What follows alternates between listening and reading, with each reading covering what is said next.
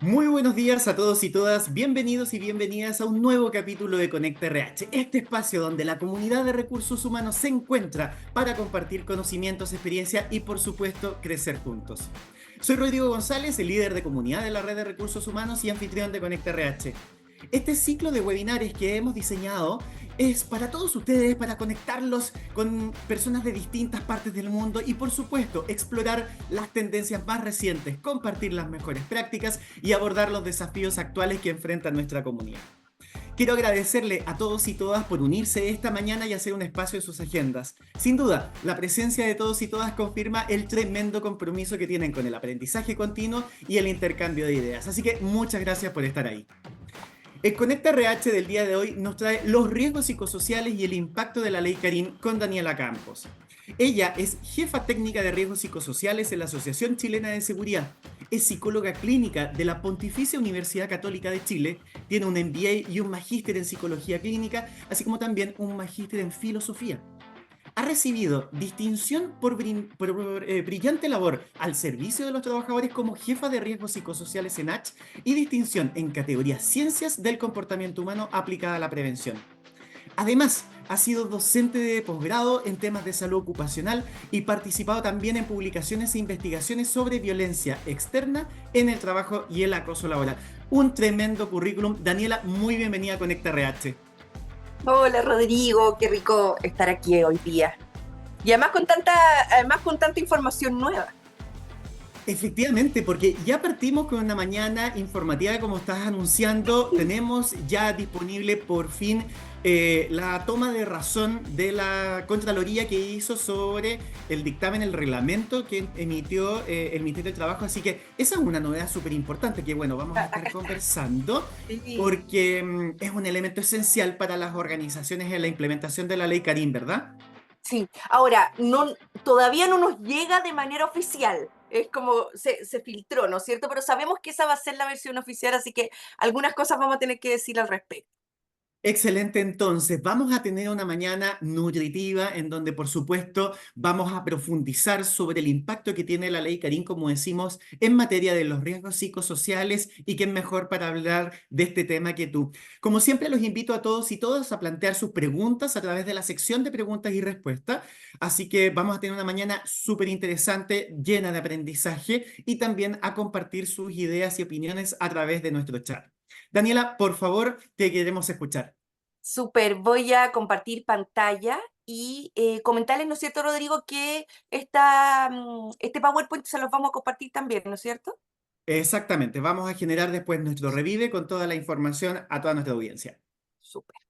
Oye, ¿se ve el Power? Perfectamente. Súper.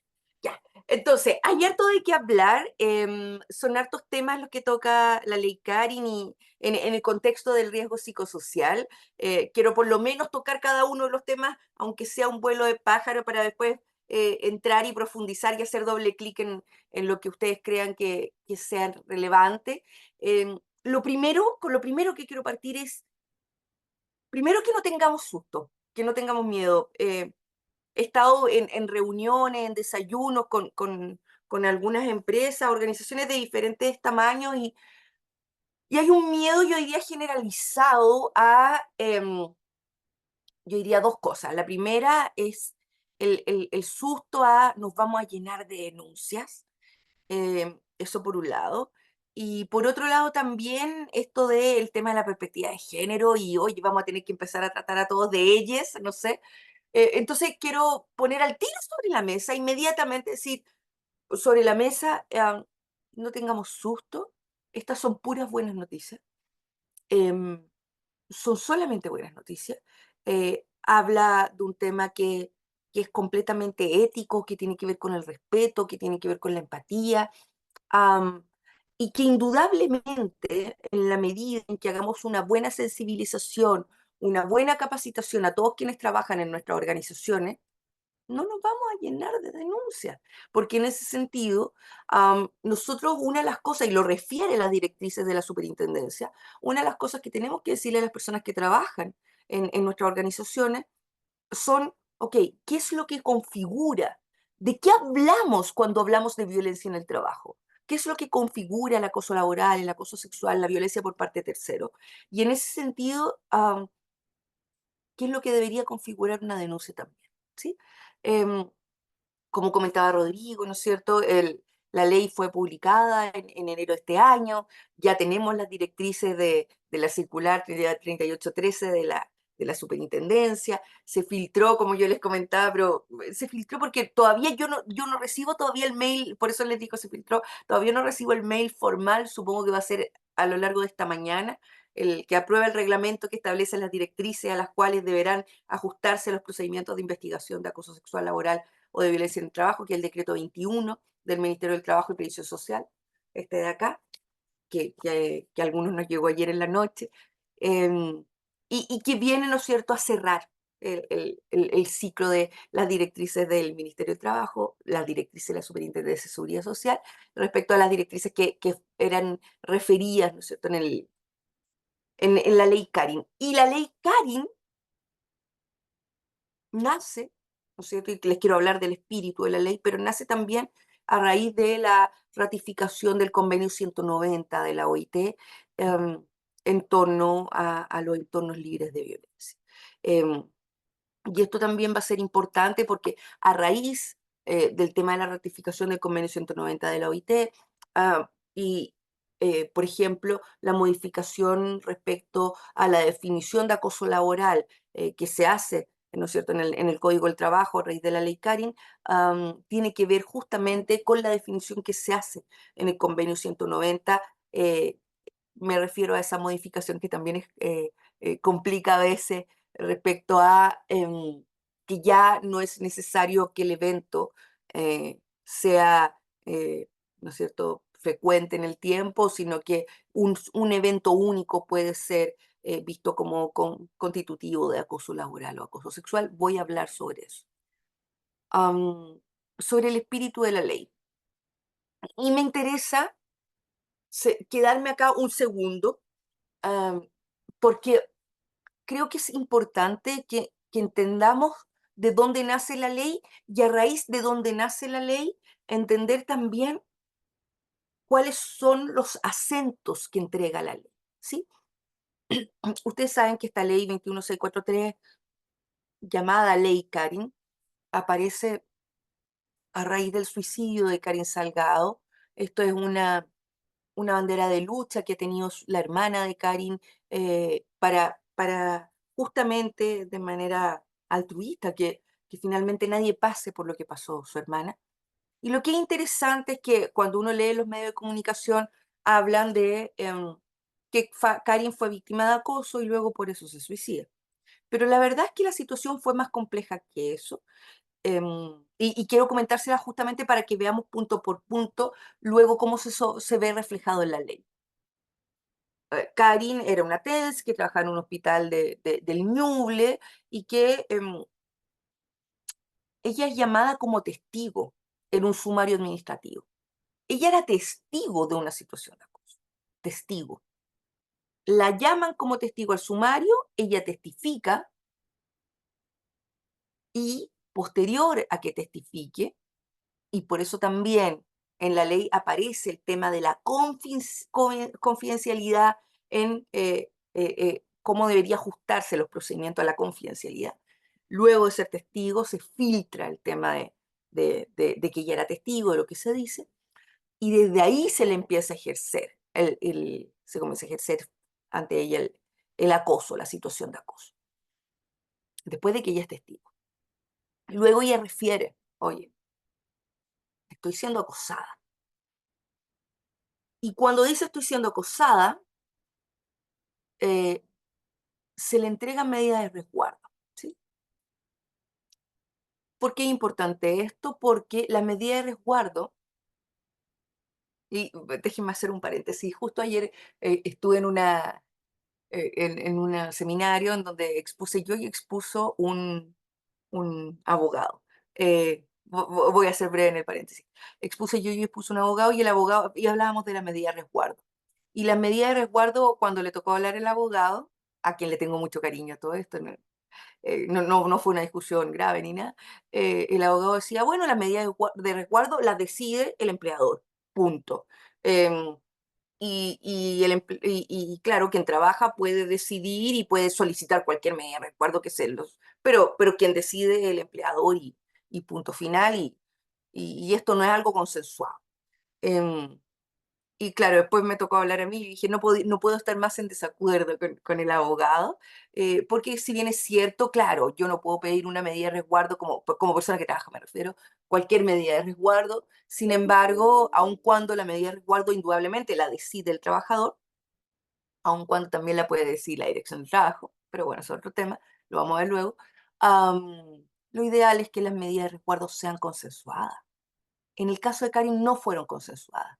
Y a ella la cambiaron del centro médico donde estaba trabajando, la cambiaron a una bodega. Y en una bodega donde no había luz natural, donde no había un lugar donde almorzar, donde no habían baños diferenciados, había solamente un baño, y en donde además una persona que ya estaba, ¿no es cierto?, con problemática, estaba polisintomática a raíz del tema del acoso, se le aleja de todas las personas que eran su red de apoyo. Em, y no fue consensuado. La pregunta podría ser, ¿siempre tiene que ser consensuado? No necesariamente, no es una obligación legal, pero pareciera ser que es lo adecuado, que es una buena práctica, y si me preguntan a mí, creo que es una obligación ética. Am, pero claro, en ese sentido, el hecho de que no haya sido consensuado, el hecho de que no se haya investigado de manera rápida, también va a influir luego en que cuando leemos la ley se habla de la necesidad de fortalecer la prevención, la sanción, ¿no es cierto?, del acoso y la violencia laboral, la medida, la relevancia de las medidas de resguardo de la privacidad y la honra de todos los que están involucrados. Y esto que dice textual, ¿no es cierto? Los procedimientos han de ajustarse a los principios de confidencialidad, imparcialidad, celeridad y perspectiva de género. Alguno de ustedes me podría decir, espérate, Daniela, ¿cómo que celeridad? Si es que ahora tenemos un flujo en donde tenemos 30 días máximo para hacer la investigación, pero además tenemos que mandarlo a la Dirección del Trabajo de manera obligatoria y la Dirección del Trabajo tiene 30 días para referirnos si es que la investigación está bien hecha o no, y si es que los 30 días no nos dice nada, o si es que nos dice está bien o está mal, recién ahí termina la investigación, por lo tanto estamos hablando, ¿no es cierto?, de más de 60 días. ¿Dónde está la celeridad? Bueno, podemos discutir sobre eso, ¿sí? Podemos discutir sobre eso.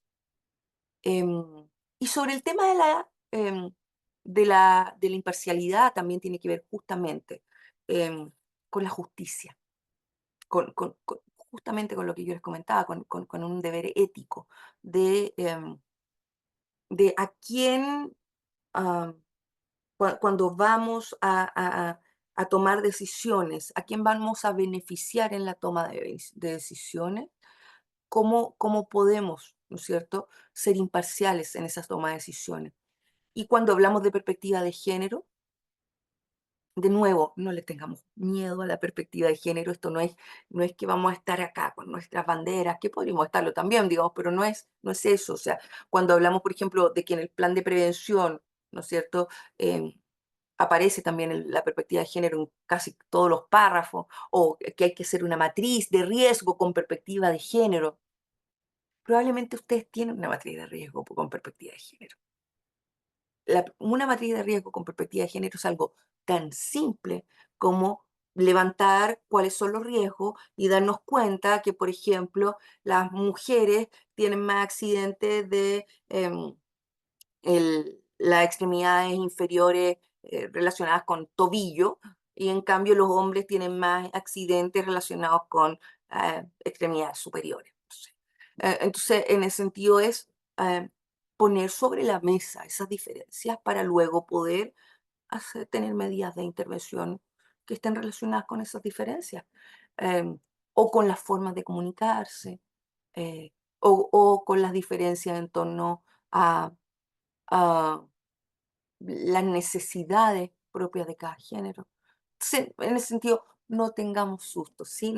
A lo que voy yo es, estos son solamente buenas noticias, esto puede ser, y ojalá lo tomemos así, puede llegar a ser un impulsor, una vitamina para que los cambios que antes no no habían sido fáciles de movilizar, ustedes puedan usar esto para que se movilicen. Hace poco estaba haciendo un seminario para el sector construcción, am, y alguien me decía, oye, pero nosotros llevamos toda la vida en el sector construcción, tratándonos de cierta manera, usando apodos, usando algo que uno decía, oye, esto es mucho de estereotipo, digamos, pero ellos mismos lo referían. Oye, pero qué cosa más linda, estamos ahora con esta vitamina para cambiar la cultura.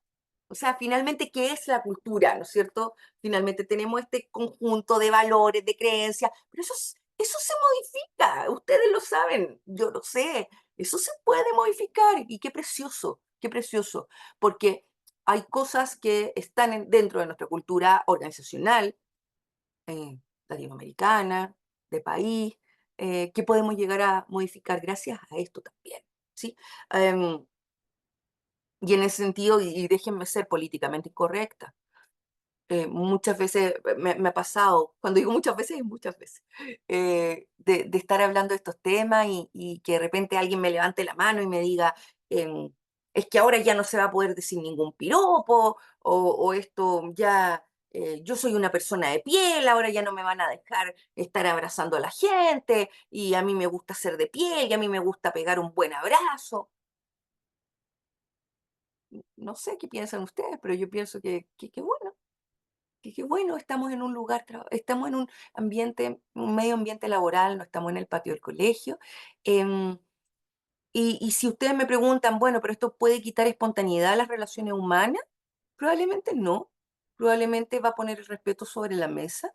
em, y si la espontaneidad de la relación humana tiene que ver con preguntar sobre, no sé, eh, la posición sexual favorita a la hora del almuerzo, bienvenido entonces que haya un poco de censura y que finalmente dentro de las relaciones de trabajo se tomen decisiones respecto a cómo se va a hablar de la intimidad, qué apodos se van a utilizar, si vamos a hablar con diminutivo o no, etcétera. Ahora, lo que sí también me gustaría poner sobre la mesa y quiero empezar al tiro, Rodrigo, como al tiro a, a poner temas peliagudos, digamos. am, no todo lo que nos molesta va a ser acoso, indudablemente.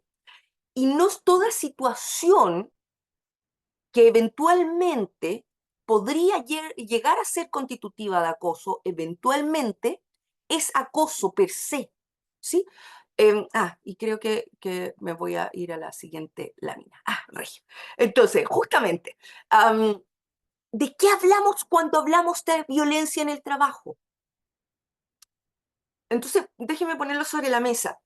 No todo lo que nos molesta es violencia, ¿sí? En ese sentido, em, sí, el mismo ejercicio del liderazgo eh, es algo, el tema del ejercicio del liderazgo es algo tan complejo, ¿no es cierto? Decirle a alguien que no está haciendo bien su trabajo o entregarle objetivos diferentes o modificar los objetivos, saber entregarle roles que sabemos que no le va a interesar a la persona, tratar de motivarlo, sabemos que es algo complejísimo. Em, a mí es algo que siempre me ha complicado además. eh, de manera personal. Em, pero en ese sentido, no quiero poner el tiro, ¿no es cierto? Decir el tiro, poner ese punto.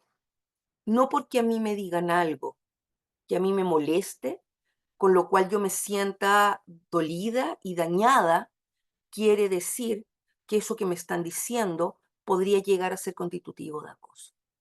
En ese sentido, em, por ejemplo, si es que a mí el día de mañana mi jefatura me dice, Daniela, todos los días estás llegando tarde o cada vez que tú me entregas un informe, tu informe tiene falta de ortografía y es un informe que no está bien, que no está a la altura del informe que necesitamos tener en la Asociación Chile Seguridad.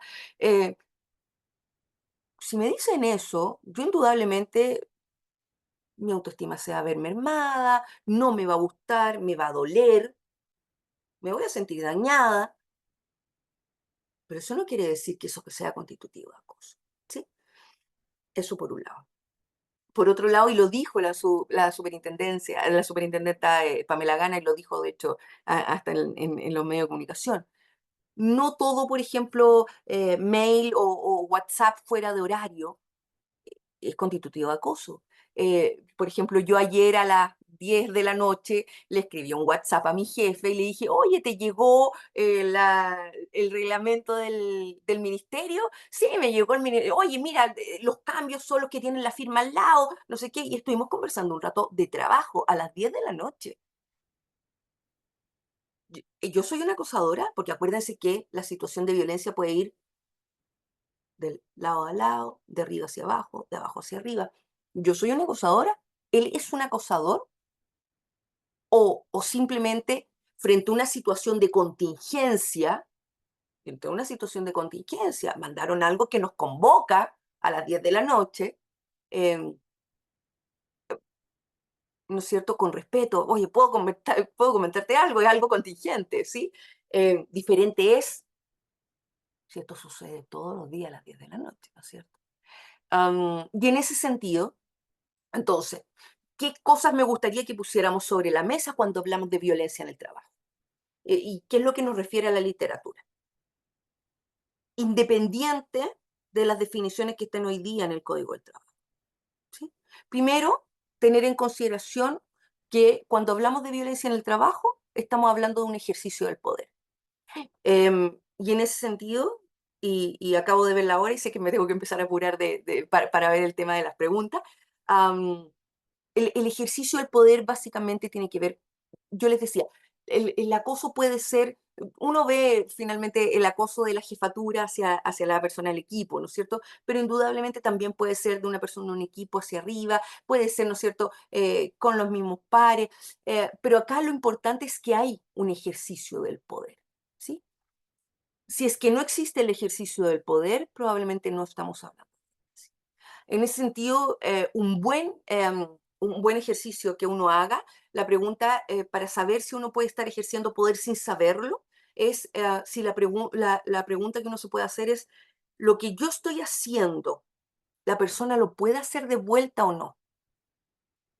Em, por ejemplo, cuando yo tengo una hija de 10 años, de 11 años, y yo a veces la castigo, a veces hace tontería y la castigo. Por ejemplo, la otra vez dejó la estufa de su pieza prendida y obviamente le dije, esto va a tener un castigo, no puede ser. Em, y claro, yo la puedo castigar y le puedo decir, oye, hoy día no sé, no vamos a ir a tal lado que tú querías ir, ¿ya? Am, ella no puede castigarme a mí, ella es mi hija. Por lo tanto, entenderíamos que entonces yo estoy ejerciendo el poder, ¿sí? Que está bien, porque obviamente yo soy su madre, no soy su amiga, ¿no es cierto? Estoy ejerciendo el poder. No necesariamente ejercer el poder es algo negativo, pero eso quizás para otra cosa. Si yo, por ejemplo, a mí un gerente me dice, oye, voy a decir un garabato, perdónenme. Me dice, oye, huevona, puta, este informe que me trajiste, una mierda. Si yo no le puedo decir a ese mismo gerente, oye, huevón, es una mierda, no sé qué, hay un ejercicio de poder.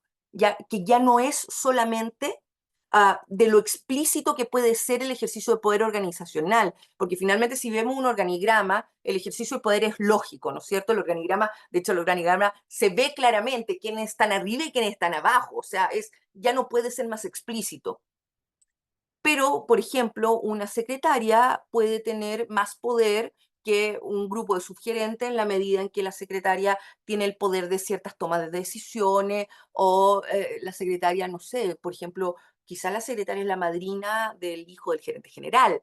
Entonces, el poder es simbólico y puede haber un ejercicio del poder, ¿sí? Entonces, hay un ejercicio del poder, por el otro lado tiene que haber una intensidad y tiene que haber una frecuencia. Si bien es cierto, el Código del Trabajo se modifica, ¿no es cierto?, este artículo y se refiere que la situación de acoso puede ser una situación única, acá es importante tener en consideración que, y eso es importante referirlo a todas las personas que trabajan en la organización, que esta situación única claro que puede ocurrir, pero tiene que tener una intensidad particular, ¿sí? O sea, en ese sentido, claro, cuando hablamos de conductas incívicas, del incivility, ¿no es cierto?, de las conductas poco cívicas, que se definen como situaciones, ¿no es cierto?, de menoscabo, pero que son de baja intensidad y de alta frecuencia, justamente estamos hablando que son de baja intensidad. Pero tienen que, como son de baja intensidad, tienen que ser de alta frecuencia. Entonces, yo necesito tener permanentemente estas tres variables: el ejercicio del poder como paraguas y luego la intensidad y la frecuencia. Entonces, cuando se hagan las investigaciones, ya sean dentro de la organización o dentro de la dirección del trabajo, al momento de hacer la investigación es importante tener en consideración eso. Si no tengo la intensidad, por ejemplo, en una situación de conducta poco cívica, necesito tener la frecuencia. Yo les decía, no todas las conductas que pueden llegar a ser constitutivas de acoso son acoso propiamente tal. Porque, por ejemplo, una conducta que puede ser constitutiva de acoso, como por ejemplo subir el tono de voz, ¿sí? Es muy diferente que yo en una reunión empiece a poner muy vehemente y suba el tono de voz una vez, una vez, y después pida disculpas y nunca más lo haga, a subir el tono de voz todas las reuniones y nunca pido disculpas, y es una situación que me han dicho: oye, Daniela, no puede ser que tú estés gritando todas las reuniones y yo no cambio. Entienden que es diferente, ¿no es cierto? Porque la intensidad y la frecuencia están encima de la mesa. Y por último, el tema de la sensación subjetiva de ser víctima. Y esto es muy interesante porque hace poco hablaba con, vamos a tener un podcast donde soy conductora, estoy de lo más chocha con eso, se llama Voces de Diversidad.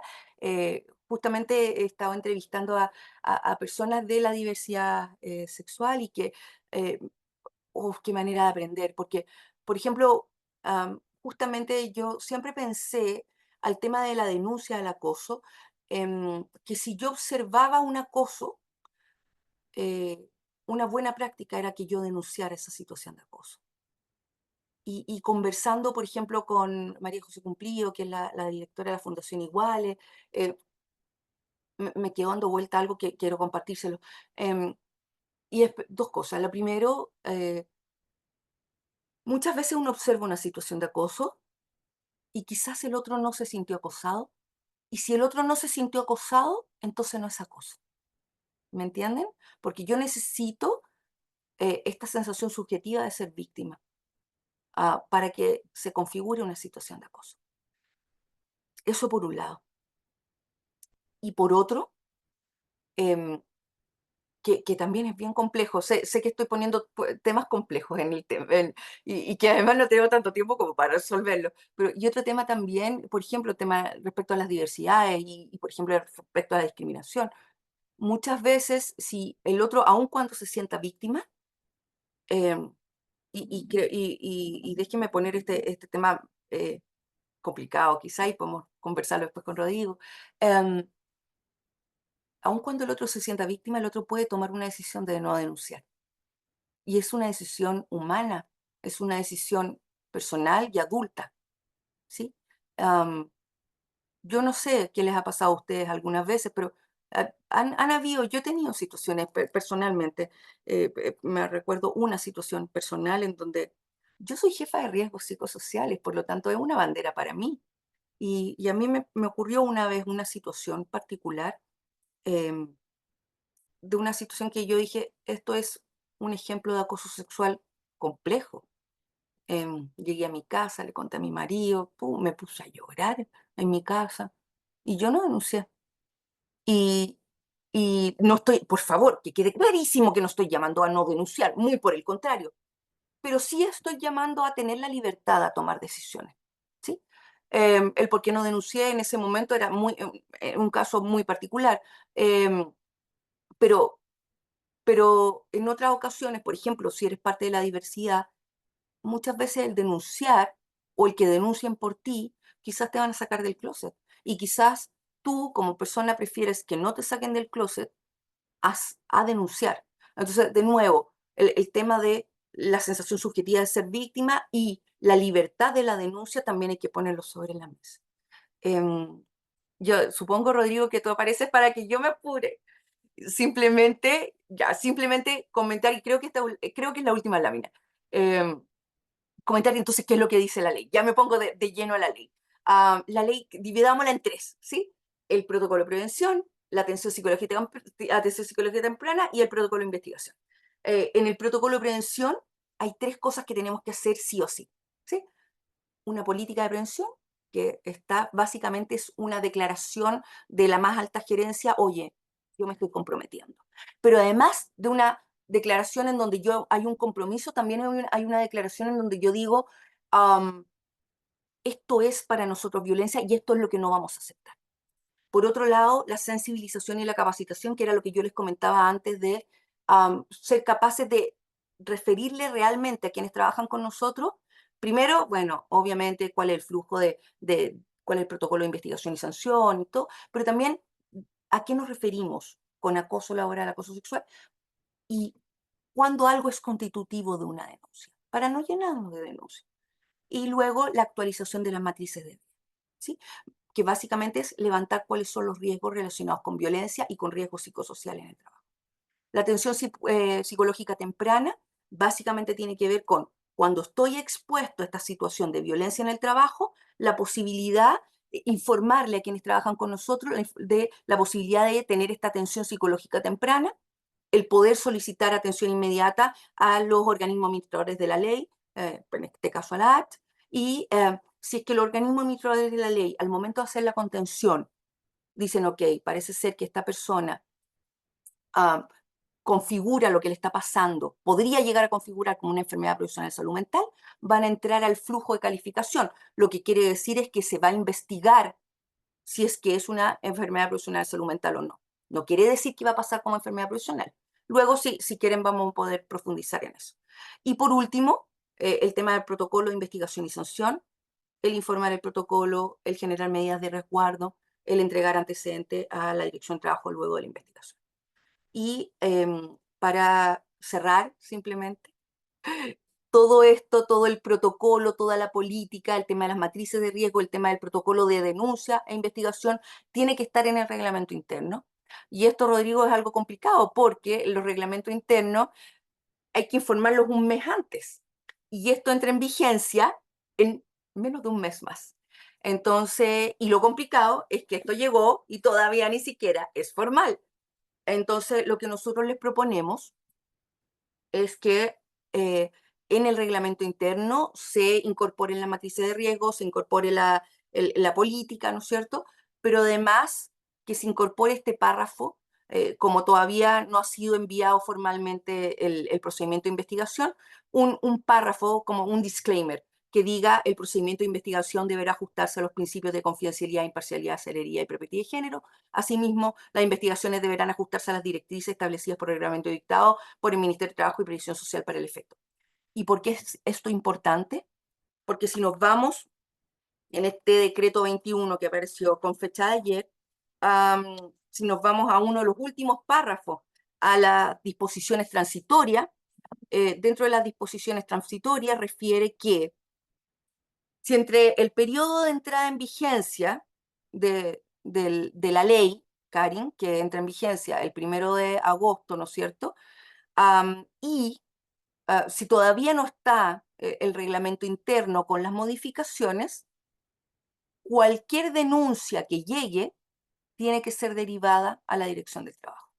Entonces, si ustedes no quieren que las denuncias que lleguen desde el 1 de agosto, ustedes lo tengan que derivar inmediatamente a la Dirección del Trabajo antes de actualizar el reglamento interno, les recomiendo que actualicen el reglamento interno hoy con este párrafo em, para publicarlo hoy, entonces, y que así este reglamento quede válido desde el 3 de agosto del próximo mes. Para ya última, te lo juro que es la última lámina, Rodrigo, simplemente decir, ay, aquí, que pueden acceder a la modificación al reglamento interno, a fichas sobre la modificación del reglamento interno, a la matriz de riesgo modificada por si la necesitan, a una ficha de cómo modificar la matriz de riesgo, em, a campañas sobre el buen trato, al manual para hacer el protocolo, etcétera. Bueno, todo está súper como llegar y hacer, ¿no es cierto? Llegar y enviar cápsulas por WhatsApp a las personas. La idea es que entregarle la mayor cantidad de información posible para que ustedes puedan hacer cada uno de los pasos que si se fijan no son tan complejos. Voy a dejar de compartir para poder conversar contigo. Nos has hecho un resumen súper interesante sobre lo que significa la ley hoy día y, por cierto, traes a la conversación un debate que es importante que se produzca a nivel social, probablemente no solo a nivel organizacional, que tiene que ver con un proceso de transformación cultural. Debemos dejar de entender todas estas conductas de manera naturalizada y comenzar también a distinguirlas. Sí, es cierto, los cambios culturales para las organizaciones son un proceso arduo, lento y progresivo. Las organizaciones son dinámicas y van transformándose progresivamente. Y la ley, bueno, nos impone este desafío a las áreas de personas que son quienes probablemente más nos involucramos en esos procesos de Sí. transformación cultural. Pero por cierto que es necesario dejar de naturalizar estas conductas y la historia que nos trajiste, digo, de Karin, y que impulsa finalmente el desarrollo de la ley, es súper importante tenerla en nuestra perspectiva, en nuestra retina. Y quiero partir, luego de esta primera reflexión, quiero partir haciéndote la siguiente pregunta. Es increíble la cantidad de preguntas que nos llega, lo activo que está el chat. Me encanta ver cómo la gente comparte sus ideas, sus Bacán. experiencias. Es súper enriquecedor, así que muchísimas gracias a todos ustedes por siempre estar ahí. Mira, Pilar pregunta cómo objetivar el sufrimiento y lo conecto con la pregunta que hace Sergio Fuentes también, que tiene que ver con esto que acabo de mencionar de la influencia sobre la cultura organizacional. Porque las organizaciones pueden entender una cosa de lo que significa el acoso y la violencia, y realmente probablemente estamos equivocados o estamos en una perspectiva distinta. Ay, me encanta, sí. A ver, cuando hablamos de a ver, es complicado, ¿ah? Porque cuando hablamos de sufrimiento, cuando hablamos de acoso laboral, no necesariamente hablamos de sufrimiento. Hablamos de menoscabo, pero no necesariamente sufrimiento. Porque tenemos que ver que hay dos vías, ¿sí? Que no necesariamente se tocan. Generalmente se tocan, pero no necesariamente se tocan. Supongamos que una persona está siendo acosada, supongamos un acoso de libro, ¿sí? Un acoso de libro. Em, Esa persona puede tener esta sensación subjetiva y sabemos que hay intensidad, hay frecuencia, está, ¿no es cierto?, ejercicio del poder, hay una percepción de ser víctima de una situación de acoso. Yo puedo tener la certeza de que estoy siendo víctima de una situación de acoso, la intensidad, la frecuencia, etcétera, sentir el menoscabo, pero aún así no sentir sufrimiento y no sentir ninguna sintomatología, ¿sí? Y puedo decir entonces, voy a denunciar porque lo que está sucediendo no me gusta, me menoscaba, voy a denunciar, ya sea, porque es también algo que no he comentado, yo puedo denunciar, ya sea dentro de mi organización, por el canal de denuncia de mi organización, que ahora a raíz de la ley es obligatorio, por el canal de denuncia de mi organización, o por el canal de denuncia de la Dirección del Trabajo. Ahora, mi organización podría decir también, ya, yo cojo tu denuncia, pero no la voy a hacer yo, la voy a derivar o a un tercero, que la ley dice que puede ser, a un tercero, o a la Dirección del Trabajo. Ya, pero eso es para poner el punto. Y si alguien me dice, bueno, Daniela, después de este acoso tú lloras todos los días, no, no, no, a mí me da lo mismo el acoso, pero me acosaron y me sentí menoscabada. Pero esto, esto emocionalmente no me hace sufrir. Eso por un lado. Pero por otro lado, yo podría estar expuesta a situación de acoso y tener sintomatología. Y podría, por ejemplo, no querer denunciar y aún así llegar al organismo administrador de la ley, a la H en mi caso, Ujú. o pedir una licencia, por ejemplo, y que te la rechacen y entender que vas a entrar al flujo de calificación de enfermedad personal salud mental y luego calificarte. Entonces, tenemos que entender que una es la denuncia por una situación de acoso y la otra que tiene que ver cuando estás con sintomatología, con sufrimiento, es la calificación de una enfermedad profesional de salud mental. Sí, Eso es súper relevante. Mencionaste muchos datos sobre los que me gustaría contar con alguna de tus precisiones, digo, porque, por Dios, que esto es un exceso de es atroz. información Y y mira, y probablemente Mauricio comenta abruma. algo que también es verdad. Mauricio dice, y también, además, que yo en general no lo digo, porque es para, también puedes ir a los tribunales y demandar por violación de derechos fundamentales, es verdad. O sea, tenemos una serie de canales. Ahora, dentro de esos canales mencionaste que una de las alternativas es externalizar los procesos de Sí, investigación, que también salió la pregunta. ¿Es sí, algo quizás un poco novedoso para algunas organizaciones o sí, algunas personas que nos acompañan, pero que es una vía en donde la organización podría solicitarle a un tercero que es alguien distinto de la organización y de la dirección del trabajo para que haga sí, la investigación? ¿Cómo sí. funciona en ese caso? En tu Mira, experiencia como PTA. a mí no me, a mí personalmente, pero esto es totalmente subjetivo, lo hablamos de la subjetividad, a mí en personal no me gusta, porque estamos hablando de una empresa externa que no conoce necesariamente la cultura de la organización, ¿sí? A Acabas de pesar tocar de un que, tema central. Eso es sí, clave, porque sí, tiene que tener competencias ese investigador más allá de lo técnico, o sea, debe conocer cómo opera exacto. organizacionalmente, porque la cultura define mucho la conducta. Ujú, ujú. Y en ese sentido, si bien es cierto, y por eso yo te decía lo de ayer que yo discutía con el abogado, porque el abogado decía, no, pero esto es legal. O esto está en la ley. Sí, bueno, pero vamos a hacer las cosas porque están en la ley o porque, y porque nos convienen quizá, o vamos a hacer las cosas porque están bien hechas. Si me preguntan a mí, Daniela Campos, digamos, yo creo que se pierde información si es una empresa externa. Pero si la pregunta es si se puede, sí se puede y está descrito dentro de las directrices, que sí se puede. También se puede derivar a la propia dirección de trabajo y también se puede que el mismo trabajador vaya a la dirección de trabajo directamente. Ahora, si nosotros dentro de nuestra organización tenemos un buen equipo que va a hacer una investigación, y eso también es importante, todas las personas que son parte de del grupo de investigación tienen que estar capacitadas en derechos fundamentales, en perspectiva de género y en temas de violencia en el trabajo. Entonces, en ese sentido, eh, son personas que igual van a estar capacitadas. Alguien ahí preguntaba, si nosotros como esto vamos a capacitar, sí, indudablemente, tenemos capacitaciones para cada uno de esos temas, eh, capacitaciones presenciales, por e-learning, por web y todo. En ese sentido, existen al día de hoy. Em, Sin embargo, claro, lo que pasa con esto de la empresa externa es que se pierde un poco y finalmente creo que además, por tratar de ser objetivos, pero ¿cuándo ha sido buena práctica? ¿Cuándo ha sido buena práctica?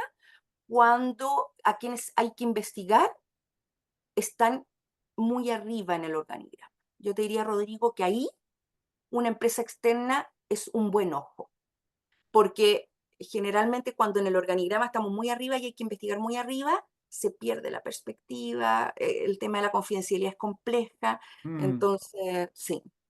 Ese es un Sí, buen dato. Nos preguntan también acerca de una publicación que estuvo circulando semanas atrás con las 18 conductas que eran consideradas acoso.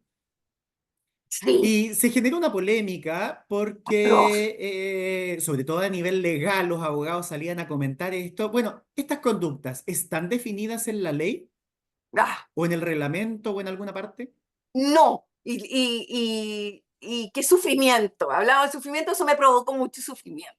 Esas conductas, primero de hecho hubo una portada que además tenía un problema grave jurídico, porque decía, estas conductas van a ser ay, se me olvidó el concepto, pero era un concepto así como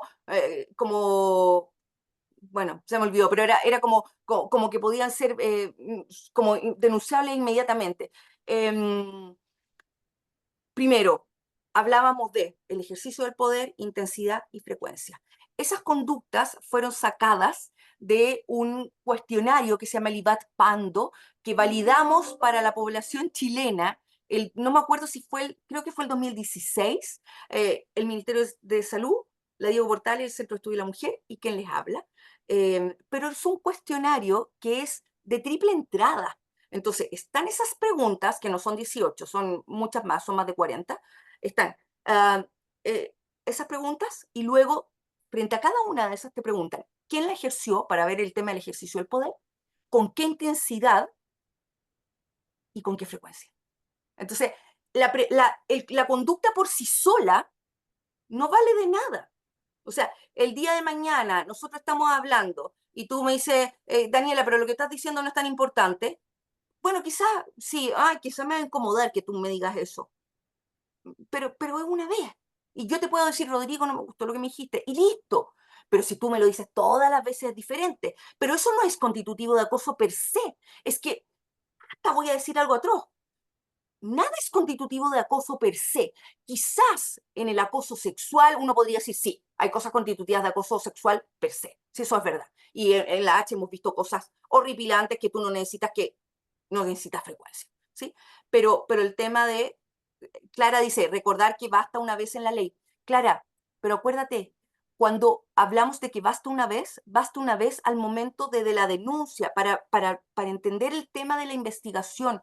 Yo, no es que basta una vez y pasa por la investigación y pasa colado por la investigación. No, basta una vez, pero basta una vez para que yo lo denuncie y que yo pueda investigarlo. Pero si basta una vez y no tiene la intensidad necesaria, y esas personas que van a estar capacitadas en el tema de investigación y van a estar capacitadas en violencia, van a saber que es necesario, que esa vez tiene que ser lo suficientemente intensa. Si es que yo, obviamente, estoy hablando con mi jefe y mi jefe me dice, tu informe es horrible y me pega un combo o me escupe, sí, claro, basta una vez.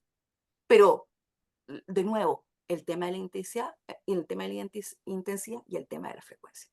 Es sobre la mesa siempre. Ese es un dato clave que tenemos que tener en nuestra retina entonces, porque sin duda que marca la forma como se conduce no solo la investigación, sino también el resultado al que vamos a llegar. Y lo conecto con algo que dijiste muy al comienzo de tu presentación, perdámosle el miedo. O sea, probablemente esto va a producir en una primera etapa que nos vayamos llenando un poco de investigaciones, pero también vamos aprendiendo de la práctica. Así Sí, que el desafío es avanzar, implementar y no solo pensar en que esto es solo por cumplir la ley, sino que esto implica un cambio cultural esencial. Lo quiero conectar ahora, nuestra conversación, con el tema de los riesgos psicosociales, porque hasta hace poco nosotros teníamos el ISTAS en Chile, que era el que regía la forma como sí, se controlaban los riesgos a los cuales estábamos expuestos desde el ámbito psicosocial. Pero hace poco tiempo ya se implementó el CEAL, que es un claro. cuestionario distinto.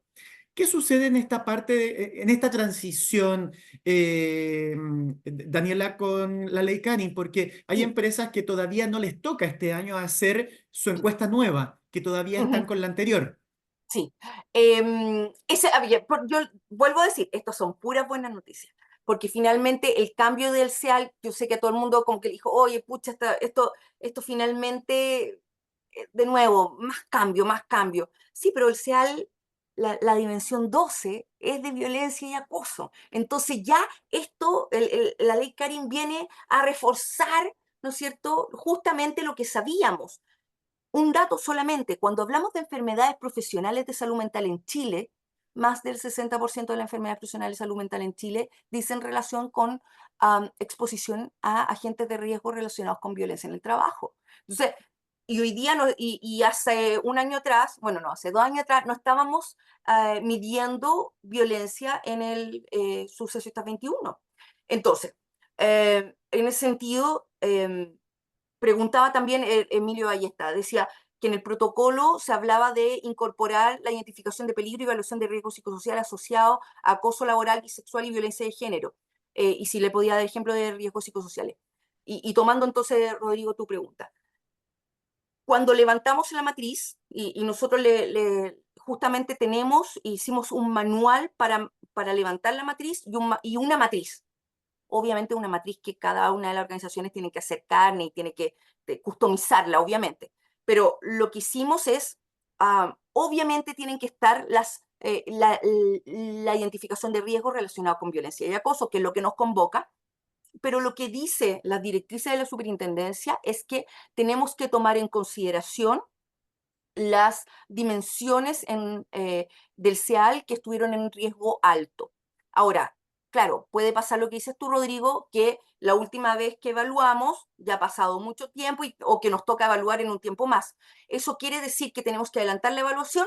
No, no. La evaluación del CEAL, los tiempos de la evaluación no se tocan, no se tocan. Hay otras formas de levantar los riesgos psicosociales, desde formas tan simples como tomar la última evaluación, ya sea el sucesorista o el SEAL propiamente tal, y ver qué es lo que ha aparecido en los grupos de discusión, o tomar en consideración las enfermedades profesionales de salud mental que hemos tenido y decir, a ver, espérate, las enfermedades profesionales de salud mental que hemos tenido han sido de sobrecarga, entonces vamos a levantar el riesgo de sobrecarga y luego hacer medidas de intervención respecto a sobrecarga. Pero claro, tienen que incorporarse ahora en, un, en una organización ideal, así en un Google, no sé, una cosa ideal, bueno, supongo que Google no es ideal tampoco, pero es lo que nos venden, en una organización ideal, en una organización que yo sueño con esa, cuando ustedes levanten los riesgos, deberían poner las 12 dimensiones del océano. ¿Por qué? Eh, Porque los riesgos psicosociales son patognomónicos al ser humano, al trabajo. mm. Entonces, si hoy día no tienes sobrecarga, eventualmente podría llegar a tenerlo. Entonces, está claro que tenemos que seguir trabajando con el ISTA, si es que es la última encuesta que aplicamos. Aplicaremos el cuestionario nuevo en la medida que el plazo se vaya cumpliendo y vamos realizando nuestro diagnóstico de los riesgos psicosociales en estas dimensiones nuevas que van apareciendo conforme las exigencias legales se van implementando. Y aquí, bueno, está lo de la ley Karin que comienza, como decíamos, el 1 de agosto y ustedes han generado una abultada cantidad de documentación que vamos a estar compartiendo en nuestro Revive, que seguro va a poder apoyar a todas las personas que aquí también nos están acompañando. Asociado con esto que acabas de mencionar, de la investigación de los, perdón, de la revisión de los riesgos psicosociales y la identificación específicamente de ellos, ¿a qué tipo de organizaciones se aplica? Públicas, privadas, a todas, a empresas pequeñas, grandes, depende de la cantidad de personas. ¿Cómo las personas saben a quienes les aplica todo esto?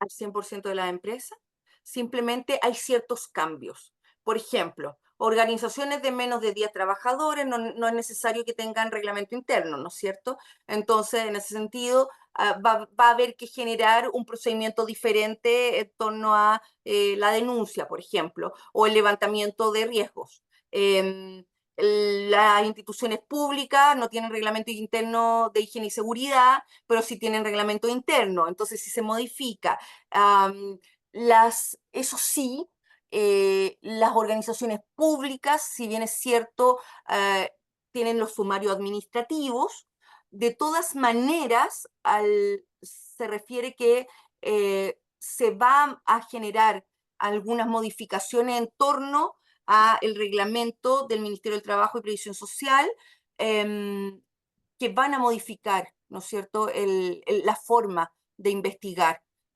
y hacer sanción, que todavía no se refiere exactamente cuál va a ser. Pero frente a la pregunta, es al 100%, hasta las empresas de menos de 10 personas. Lo que vuelve a confirmar que es un cambio cultural como sociedad Claro, que tenemos que hacer. claro. O sea, Sí, dejar de pensar en conductas naturalizadas o normalizadas.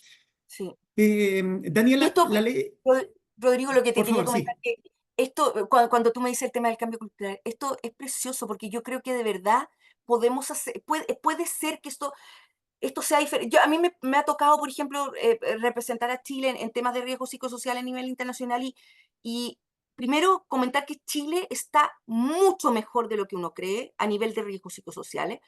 Siempre nos tiramos para abajo, como siempre podemos mejorar, obviamente, pero si nos comparamos a nivel de riesgos psicosociales con nuestros vecinos, es decir, tenemos un protocolo de vigilancia de riesgos psicosociales, tenemos una ley en torno, si nos comparamos con España, España no tiene un protocolo de vigilancia de riesgos psicosociales. Tiene formas de evaluar, pero no tiene, o sea, España se vuelve loco con lo que tenemos nosotros.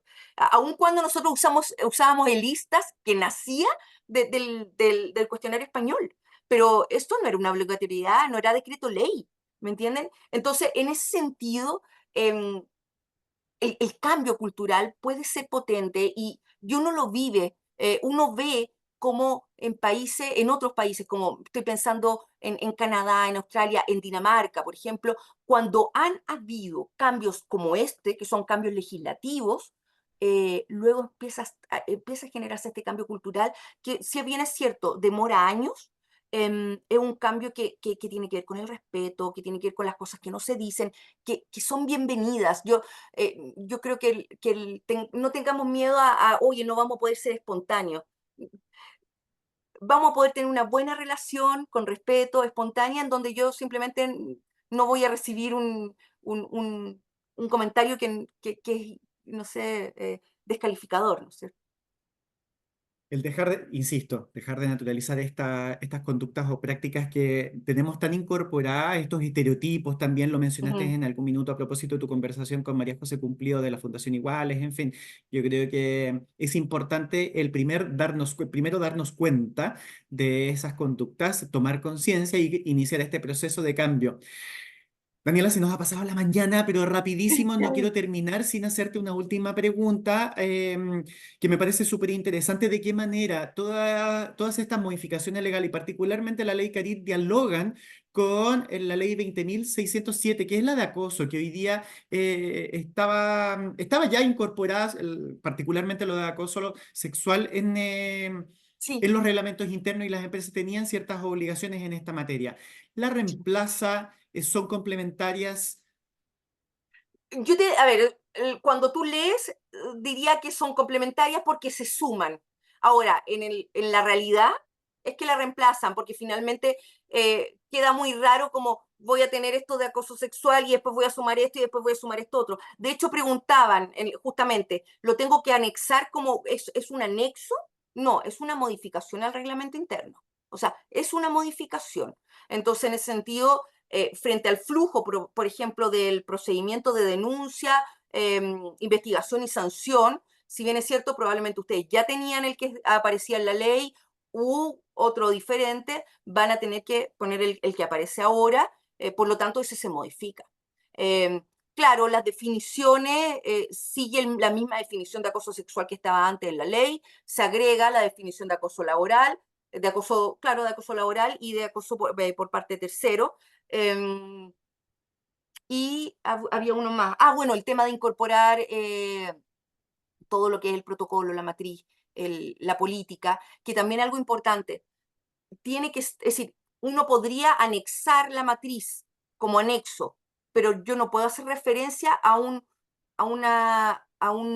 documento que no esté anexado. Sí, o sea, tiene que estar anexado. Debe ser Entonces, parte integrante. ujú, sí. Buenísimo. Daniela, te quiero agradecer primero que nos hayas expuesto este tema de manera tan comprensiva, porque la verdad que, como decíamos, es un tema árido que muchas veces genera no solo resistencia, sino también muchísimas inquietudes. Así que gracias por aterrizarlo, por ponerlo en simple y, por supuesto, por aceptar nuestra invitación para compartir esta mañana llena de aprendizaje. Un gusto, Rodrigo. Y claro, quedaron varias dudas porque es que es mucho tema, pero bueno, además que bueno, una invitación a seguir trabajando en el tema y qué bueno tener estas instancias para conversar y para masticar sobre esto que es algo tan interesante y que finalmente al final del día quedémonos con que esto no es una normativa, ¿no es cierto? Sino que es un estilo del buen trato, del respeto. Y en ese sentido, si nosotros vivimos de manera ética, ya estamos cumpliendo con la ley. Y eso es lo importante. Debemos comprender que las leyes finalmente son el piso. La idea es poder realizar este proceso de transformación, de hacernos parte, de jugar un rol activo. Así que la invitación es a seguir aprendiendo, a informarse. Revisen, los invito a todos y todas a revisar nuestro webinar de la Ley Karin que está en nuestro canal de YouTube. Este webinar lo vamos a compartir con todos, compartiéndoles, por supuesto, la ley, los dictámenes, las circulares, que es material complementario súper útil para que puedan implementar esta normativa en sus organizaciones y, por supuesto, a que nos acompañen en los próximos Conecta RH con nuevos temas. Por supuesto, los dejo invitados a la próxima semana a nuestro Zoom de capacitación Upskilling y Reskilling en la era digital, un webinar que tendré el próximo 10 de julio con Andrés Blake, que es CEO de Upskill OTEC. Así que no se lo pueden perder. Y por supuesto también prepárense para nuestro segundo Congreso de Capacitación e Información, liderando el futuro del trabajo a través del aprendizaje, que será el 7 de agosto en el Hotel Intercontinental y el 8 y 9 de agosto vía online. Recuerden también mantenerse informados de todas nuestras actividades a través de nuestra página web y las redes sociales, porque por supuesto a través de eso difundimos todo lo que hacemos para poder conectarnos con todos ustedes. Gracias por estar ahí, por acompañarnos esta mañana. Les dejo un gran abrazo a todos. Soy Rodrigo González y esto fue Conecta RH. Muy buenos días.